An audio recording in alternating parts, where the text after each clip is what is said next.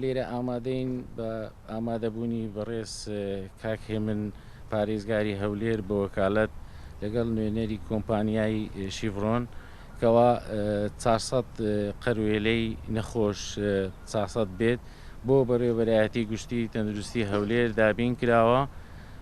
سەرڕای ئەوەی کەوا حکوومەتی هەرێمی کوردستان بودجە دابین دەکاتن بۆ کەرتی تەندروستی، بەڵام دوای ئەوەی کەوا ڕوبەڕووی ئەو ڤایرۆسە بووینەوە، ئەو ڤایرۆسە نێگریسا لە ماوەی ڕابردوو لە زۆربەی شوێنەکان وەکو بەڕێز کاکێمنیش ئاماژەی پێدا چەندین شوێن کراونەتەوە لە نوێوە نەخۆشخانە. ئێمە بەردەوام پێویستی هەیە بۆ کەرتی تەندروستی. بە سوپاسەوە ئەوڕۆ کۆمپانیای شیڤڕۆن هەستا بە دابینکردنی 400 قەروێلە بۆ سنووری پارێزگای هەولێر بۆ نەخۆشخانەکان، بە تایبەتی ئەو نەخۆشخانانەی کە تازە کراونەتەوە یاخود ئەو شوێنانەی کەوا پێویستیەکی زۆریان هەیە بۆ قەروێلەی نەخۆش.